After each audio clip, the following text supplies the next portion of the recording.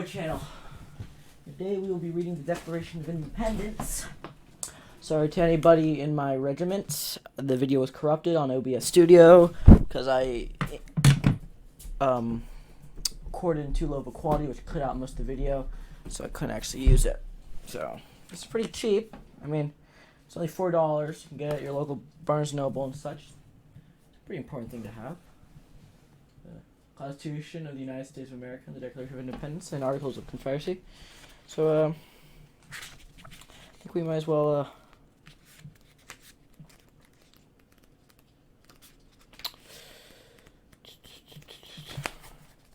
just to do this, shall we just get this open?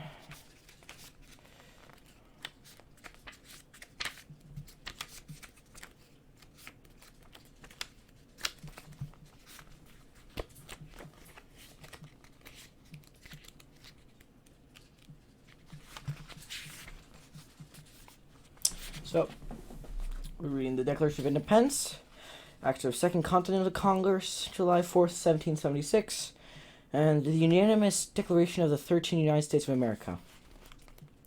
Without further ado, let's begin. When in the course of human events, it becomes necessary for one people to dissolve the political bands which has connected them with one another, and to assume among the powers of the earth the separate and equal station to which the laws of nature and of nature's God entitle them. A decent respect to the opinions of mankind requires that they should declare that the causes which impel them to the separation. We hold these truths to be self-evident, that all men are created equal, that they are endowed by their Creator with certain unalienable rights, that among these are life, liberty, and the pursuit of happiness, that to secure these rights, governments are instituted among men, deriving their just powers from the consent of the governed, that whenever any form of government becomes destructive of these ends, it is the right of the people to alter or to abolish it, and to institute new government, laying its foundations on such principles, and organizing its powers in such forms as to them shall seem most likely to affect their safety and happiness. Prudence, indeed, will dictate the governments long established should not be changed for light and transient causes, and accordingly all experiences hath shown that mankind were disposed to suffer, while evils are sufferable, than to right themselves by abolishing the forms to which they are accustomed. But when a long train of abuses and usurpations, pursuing invariably the same object, evinces a design to reduce them under absolute despotism, it is their right, it is their duty, to throw off such government, and to provide new guards for the future security. Such has been patient sufferance of these colonies. Such is now the necessity which constrains them to alter their former systems of government. The history of the present King of Great Britain is a history of repeated injuries and usurpations, all having in direct object the establishment of an absolute tyranny over these states. To prove this, let facts be submitted to a candid world. He has refused to assent to laws, the most wholesome and necessary for the public good. He has forbidden his governors to pass laws of immediate and pressing importance, unless suspended in their operation until his assent should be obtained. And when so suspended, he has utterly neglected to attend to them.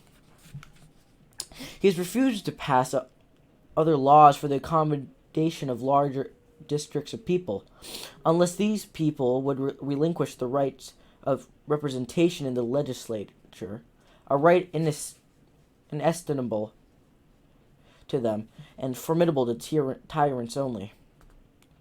He has called together legislative bodies at places unusual, uncomfortable, and distant from the depository of their public records, for the sole purposes of fatiguing them into compliance with his measures.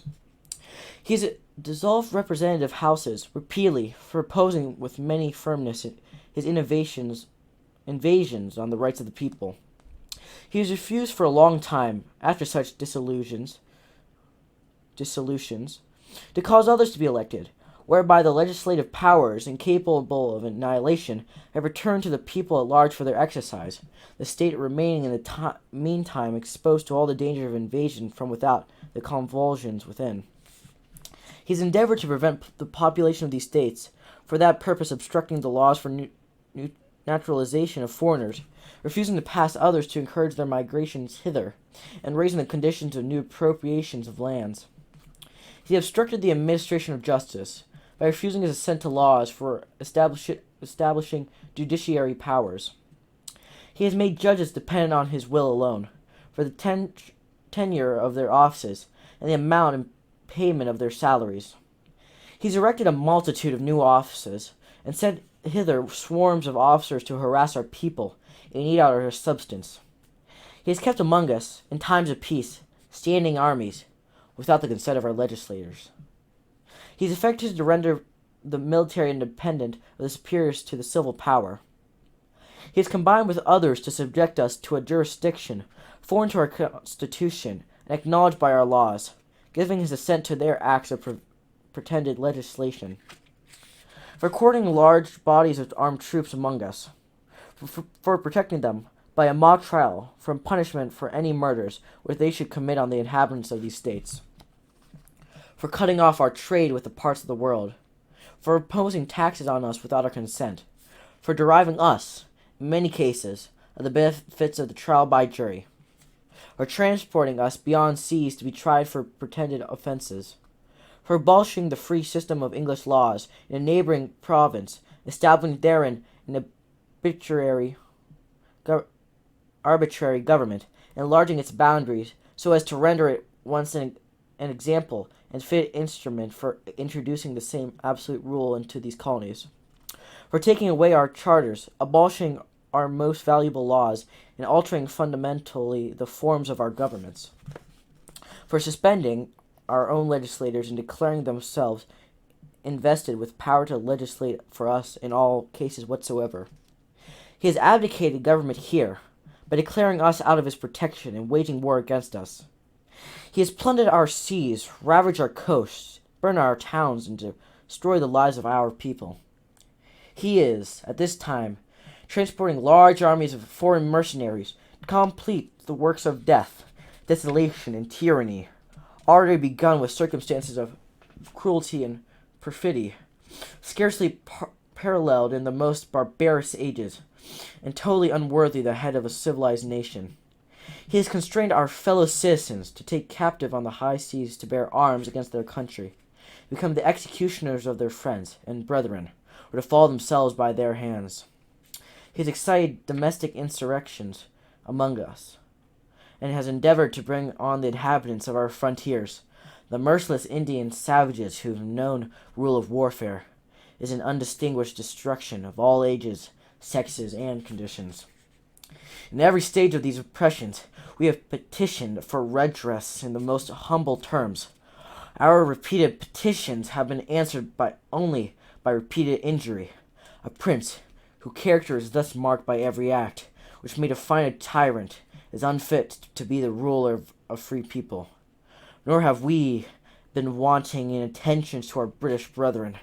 We have warned them from time to time of attempts by their legislator to extend an unwarrantable jurisdiction over us. We have reminded them of the circumstances of our emigration and settlement here. We have appealed to their native justice and magnanimity. We have conjured them by the ties of our common kindred to disavow these assertions, which would inevitably interrupt our connections and correspondence. They too have been deaf to the voice of justice and of consanguinity. We have therefore acquainted us in the necessity which denounces our separation, and hold them, as we hold the rest of mankind, enemies in war, in peace, friends. We, therefore, the representatives of the United States of America, in General Congress, assembled, appealing to the Supreme Judge of the world by rectitude of our intention, do, in the name and by authority of the good people of these colonies, solemnly publish and declare that these United Colonies are, and of right ought to be, free and independent states, that they are absolved from all allegiance to the British Crown, that all political connection between them and the state of Great Britain is and ought to be totally dissolved, and that as free and independent states they have full established commerce, and do all other acts and things with independent states may have due right. And for the support of this declaration, with a firm reliance on the protection of divine providence, we mutually pledge to each other our lives, our fortunes, and our sacred honor. The 56 signatures on the declaration appear in the positions indicated. For Georgia, Button Gwinnett, Lyman Hall, George Walton. For North Carolina, William Hooper, Joseph Hughes, and John Penn. For South Carolina, Edward Lutlig, Thomas Hayward Jr., Thomas Lynch Jr., Arthur Middleton. For Massachusetts, John Hancock. For Maryland, Samuel Chase, William Paca, Thomas Stone, and Charles Carrollton. For Virginia, George Wythe, Richard Henry Lee, Thomas Jefferson, Benjamin Harrison, Thomas Nelson Jr., Francis Lightfoot Lee, and Carter Braxton. For Pennsylvania, Robert Morris, Benjamin Rush, Benjamin Franklin, John Morton, George Clymer, James Smith, George Taylor, James Wilson, and George Ross.